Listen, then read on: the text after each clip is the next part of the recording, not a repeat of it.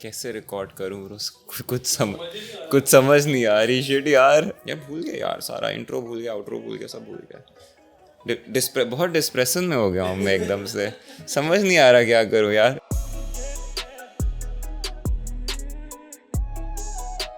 Hey lads, how's it going? My name is Hassan Tariq and finally welcome back to another video. I know मैं काफ़ी अर्से के लिए गायब हो गया था, पर अब तक तो ये एक यूजुअल चीज़ बन चुकी हुई है। लेकिन anyways, now we are back और थोड़ा सा कंटेंट के ऊपर फोकस करते हैं। So we are here at RB Tech and Games today और आप मेरी आने वाले काफ़ी ज़्यादा वीडियोस शायद इसी सेटअप के ऊपर ही देखेंगे क्योंकि my room is under construction right now। खैर, अब बात करते हैं आज की वीडियो के टॉपिक के बारे में, और ये एक ऐसा टॉपिक है जिसके बारे में मुझे मेरे इंस्टाग्राम के ऊपर, मेरे यूट्यूब के ऊपर, और सिर्फ मेरे ही नहीं तमाम सेलर्स, इवन RB Tech वालों को भी काफी ज्यादा क्वेरीज आती हैं। एंड दैट इज कि मार्केट में आजकल जो जीपीयूज इतने सस्ते हुए हैं, पहली बात तो उनकी रीजन क्या है, और सेकेंडली क्या ये जीपीयूज लेना सेफ है भी या नहीं। Well, first of all let me tell you guys कि जो मार्केट के अंदर इस वक्त काफी ज्यादा आपको एक प्राइस टर्म मिलता है जीपीयूज के अंदर, दैट्स मेनली बिकॉज बहुत ज्यादा माइंड जीपीयूज मार्केट के अंदर आ रहे हैं। एक टाइम पर जो 3060 है आपको 1,80,000 का मिलता था, आज की रेट में आपको वो 80, 85, इवन 75,000 का भी मिल जाता है। मैंने आज से काफी अर्से पहले आपको एक वीडियो के अंदर ये इन्फॉर्म भी कर दिया था कि आपको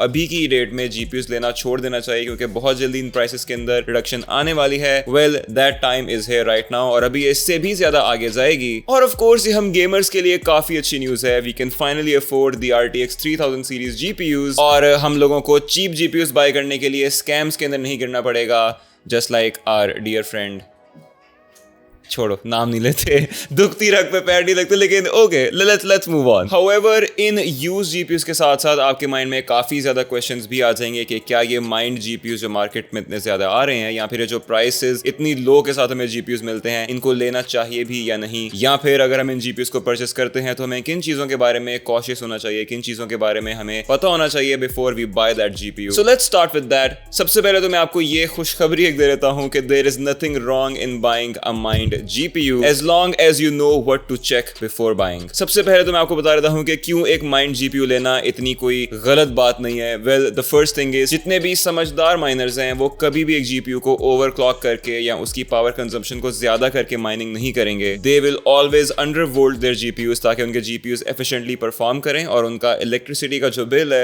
वो कम आए। सो बेसिकली वो अपने जीपीयूज की क्लॉक स्पीड्स को और अपने जीपीयू की पावर कंजम्पशन को उस पॉइंट तक ट्वीक कर देते हैं जहां पे उसकी एफिशिएंसी हाईएस्ट हो जाए, वो ज्यादा पावर कंज्यूम भी ना करे और उनको माइनिंग हैश रेट भी अच्छा मिले। When they do that, उनके जीपीयू के ऊपर उस तरह से स्ट्रेन नहीं आती जो हम लोगों को लगता है कि पता नहीं 24 घंटे जब जीपीयू ऑपरेट कर रहा होगा तो उसकी मेमोरी चिप्स ही मेल्ट हो जाएंगी या उसके टेम्परेचर्स बहुत ज्यादा हो जाते हैं तो वो खराब हो जाता है। Well, that's not the case. मैंने पर्सनली माइनिंग रिग्स को अपनी आंखों से जाकर देखा हुआ है, और जितना इन लोगों ने उनको सिक्योर किया होता है आपको आइडिया भी नहीं है। लाइक लिटरली मेरे एक दोस्त ने अपने स्टोर रूम के अंदर एक माइनिंग रिग लगाई हुई है और सिर्फ उसको कूल डाउन करने के लिए उसने उसके अंदर 1 टन का एसी भी लगाया हुआ था। सो द पॉइंट इज कि जितने भी माइनर्स होते हैं उनकी इतनी मैसिव इन्वेस्टमेंट होती है और वो कभी भी उसको खराब नहीं करना चाहेंगे। So they really take care of their equipment, और उनके जितने भी जीपीयूज होते हैं वो उनको इंसानों की तरह ही यूज करते हैं। दूसरा बेनिफिट अपने जीपीयू को कॉन्स्टेंटली एक लिमिटेड लोड में रखने का 24 आवर्स के लिए ये भी होता है कि जो साइकिल होता है हीट जनरेशन और हीट डिसिपेशन का, वो आपके जीपीयू के सिलिकॉन के ऊपर इतना ज्यादा स्ट्रेन नहीं डालता, तो that's actually beneficial as well. और मैं यहाँ पे एक ये पॉइंट भी ऐड करना चाहूंगा कि अगर आप एक गेमर हैं और अपने जीपीयू को ओवरक्लॉक करते हैं ताकि आपको ज्यादा एफपीएस मिल सके, उस केस में आप अपने जीपीयू के ऊपर ज्यादा लोड डाल रहे हैं और आप अपने जीपीयू को ज्यादा हार्म कर सकते हैं as compare to a GPU जिसको अंडरवोल्ट करके माइन किया गया हो। एक और क्वेश्चन जो मोस्टली गेमर्स आके मेरे से पूछते हैं कि क्या एक माइंड जीपीयू की परफॉर्मेंस और एक नॉर्मल जीपीयू जो कि माइन नहीं हुआ हुआ उसकी परफॉर्मेंस में कोई डिफरेंस होता है या नहीं। Well, in most cases the difference is not that much, और अगर ज्यादा डिफरेंस आ भी रहा हो तो आप सिंपली उसको परचेस करने से पहले ही चेक कर सकते हैं and you can just by the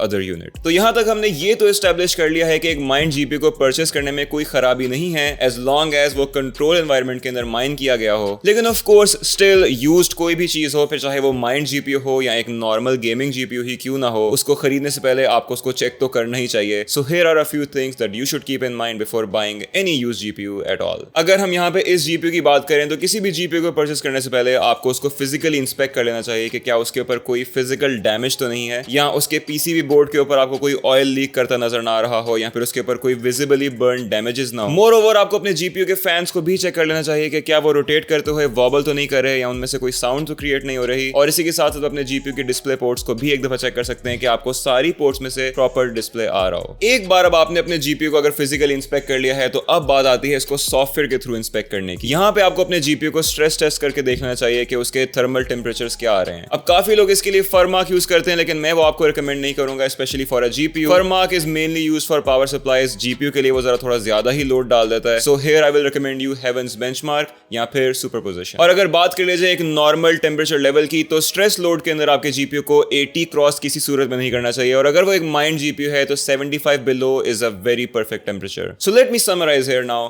age long as आपका जीपीयू फिजिकली ओके है, वो डिस्प्ले प्रॉपर्ली दे रहा है, उसकी क्लॉक स्पीड्स नॉर्मल हैं और उसके टेम्परेचर्स अंडर 80 हैं, that is a perfectly fine GPU. अब let's suppose आप मार्केट में एक GPU लेने जा रहे हो और आपको नहीं पता कि आप ये GPU कहां से परचेस करो, या आप सिंपली खुद से इसको इंस्पेक्ट करना नहीं चाहते। That is where you can simply come to RB Tech and Games. जब भी कोई भी GPU यहां पर आता है तो they properly inspected, इसकी थर्मल पेस्ट चेंज की जाती है, इसको प्रॉपर्ली चेक किया जाता है, इसको अंडर लोड रख के देखा जाता है कि क्या ये GPU नॉर्मल टेम्परेचर्स के ऊपर एक प्रॉपर परफॉर्मेंस दे रहा है या नहीं। So basically they take care of everything for you और आपको GPU भी एक अच्छी प्राइस के ऊपर मिल जाता है। Other than that, the really cool thing is कि ये आपको इन माइंड जीपीयूज के ऊपर अच्छी प्राइस के साथ साथ 4 महीने की वारंटी भी दे रहे हैं। And that warranty covers everything. अगर आपका जीपीयू डिस्प्ले देना बंद कर देता है, अगर आपका जीपीयू परफॉर्म करना बंद कर देता है, अगर उसके टेम्परेचर ज्यादा हो जाते हैं तो दे विल सिंपली रिप्लेस और refund the price to you. लेकिन ये आपको बर्न डैमेज की वारंटी नहीं देंगे, पर वो तो आपको एक ब्रांड न्यू जीपीयू के साथ भी नहीं मिलती, तो that's not an issue here I guess. और इसी के साथ साथ ये वीडियो होती है खत्म। अगर आपको माइंड जीपीयू से रिलेटेड किसी भी किस्म के सवाल हैं तो फिर आप आरबी टेक के इंस्टाग्राम पेज या फिर मेरे इंस्टाग्राम पेज के ऊपर आके उनको पूछ सकते हैं। If you like the video give it a huge thumbs up, if you didn't like the video give it a huge thumbs down. मैं आपसे मिलूंगा अगली वीडियो में,